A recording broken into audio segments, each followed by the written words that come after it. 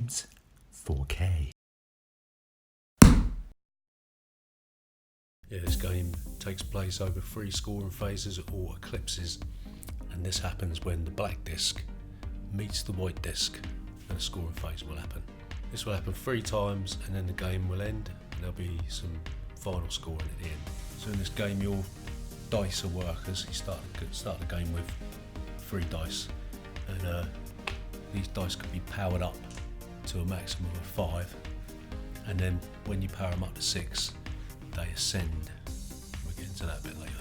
To start with, you've got 2 options, so you can either take a normal turn or you can unlock all your workers for free.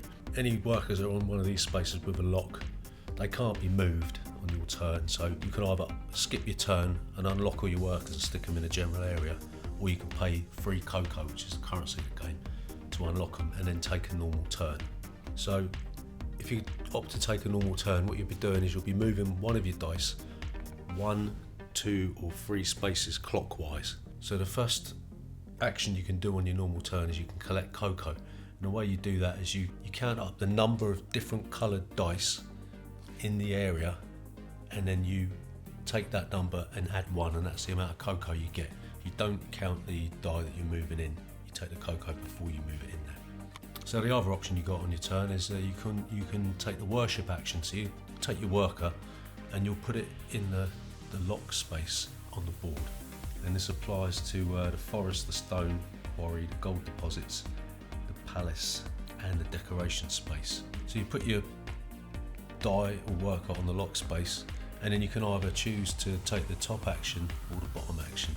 So the top action is move up on a temple space, and the bottom action is take the discovery tile. You can also pay a cocoa to do both actions. If there's already a worker in there, you can pay a cocoa to boot them out into the general space. So if you take the discovery tile, if there's a cost involved, say like on this one, you pay the cost and then you put the discovery tile in front of you face up. And the way these work is that you can use them at any time on your turn. You flip them face down, you take the benefit. And if you do take the discovery tile, you just replace it with one from the supply once you've taken it. So the worship action's a little bit different on the palace space. So up here you put your worker in the lock space as normal, but you have to do this. You can't just take the discovery tile on its own, and you can pay a cocoa to take the discovery tile as well. So if you take the worship action and you choose the temple advancement portion of the board, then you move your token up 1 space and you take the benefit. So this is one resource of your choice. This is victory points and this is cocoa. And if one of your markers reaches one of these discovery tile piles, you search through and take one, but you pay the cost when you take it. If you reach up here towards the end of the game, you'll get some final score in there, and then up here you'll take the victory points at the top, but only one player can occupy the top spot of each temple track. So if you decide to take the main action on the board, what you'll do is you'll count the number of different coloured workers that are already occupying the general area. You ignore the player on the worship space, and then you'll pay 1 cocoa for each colour, including your own that are there, but you don't include the worker that you've yet to move there. So if you're taking the main action on the forest, stone quarry and gold deposits, you'll count the number of dice that you've got in the general area, and you'll match that number to this row here. So over here I've got 1 die, so I look at this row, and then you take the lowest number of the die that you've got and you match it across here, and then you read down. So here I'd get 1 cocoa, and whenever you see this symbol here, this means you get to power up your die, so you move that up to 2. Up here, if you had 2 dice, you could use this row, and 3 dice you could use this row.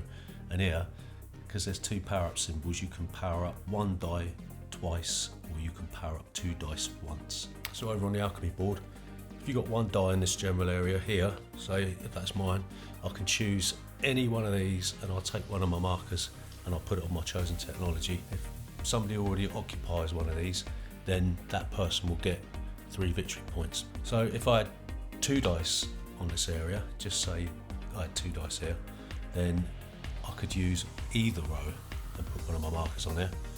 And there's one of the exceptions is if I've got a single die and it's a 4 or a 5, then I can use the bottom row only.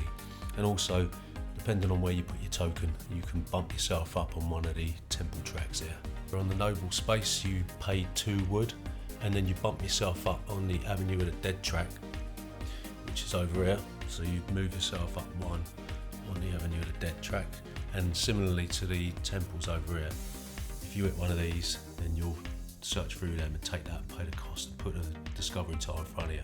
Yeah, so you'll move yourself up on the Avenue of the Dead, and depending on how many dice you put out, then you'll take one of these buildings, one that's furthest to the left, and you'll place it on this row here, depending on how many dice you got. If this row's all taken up, you can move it up to this row, and similarly you can move it up to this row, and then you'll power up your dice accordingly.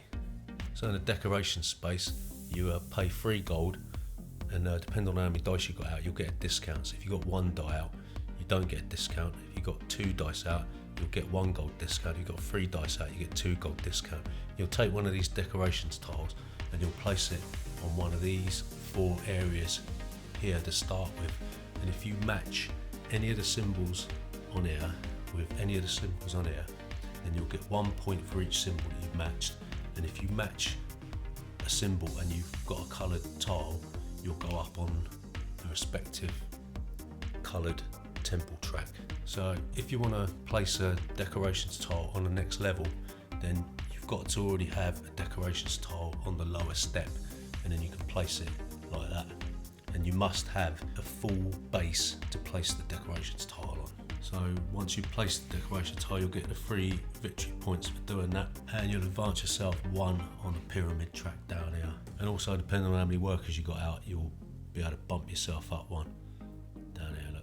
Look, you've got a little arrow here. Yeah, you see the arrow, and that must always face inwards when you place the tile. So with a construction action, you count the number of dice you got, and this will let you build 1, 2 or 3 tiles on the pyramid here. So the cost of doing this is based on what level of the pyramid you want to build, and you must have like a full base to build on. So if you want to build level 1, you'll get 1 victory point. You got to pay 2 stone, and it lets you build 1 tile per 2 stone. Second level, you got 3 victory points, and it's 1 wood and 2 stone. 5 victory points, 2 wood, 2 stone, so on and so forth.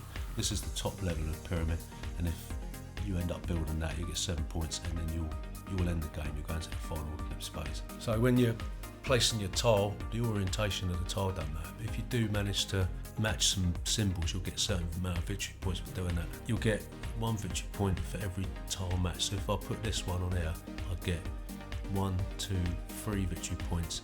And also, because that's blue and I've matched the symbol, I get to go up 1 space on the temple track here. So if I wanted to build up the next level, I'd have to make sure there's a solid base there to build on, and then I'd dump the tile on top, like in a pyramid sort of shape there.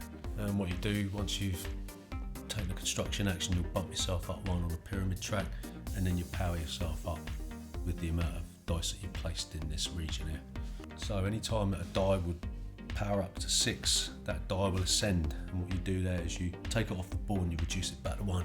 You place it in the general area of the palace tile, and what you'll do then, you'll bump yourself up 1 on the Avenue of the Dead. And after doing that, you'll take one of these rewards on the ascension wheel here. So you can take 5 cocoa, you can bump yourself up on one of the temple spaces of your choice. You get 2 cocoa, and you get an extra die at level 3, which you place in the temple space over here.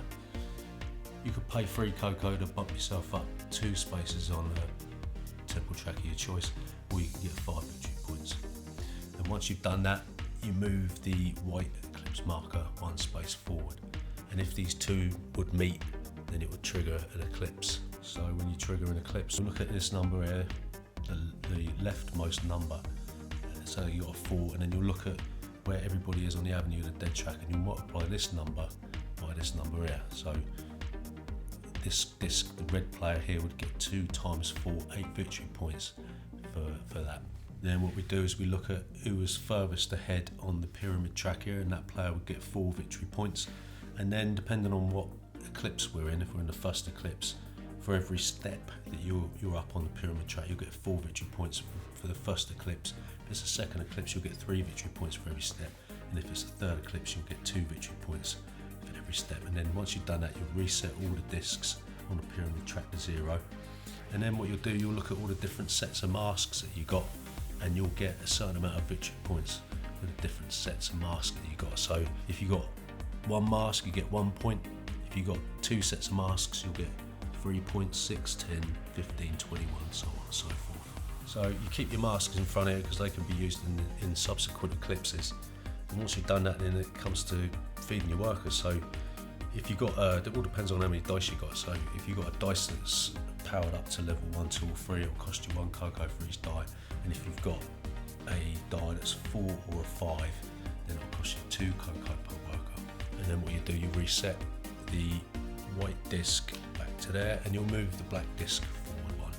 So the game basically ends if it's the 3rd eclipse or if the top level of the pyramid is built.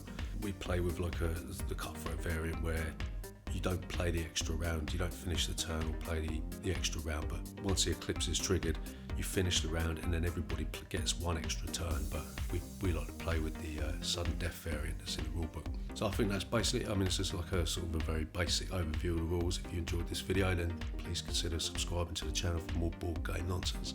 And yeah, see you next time.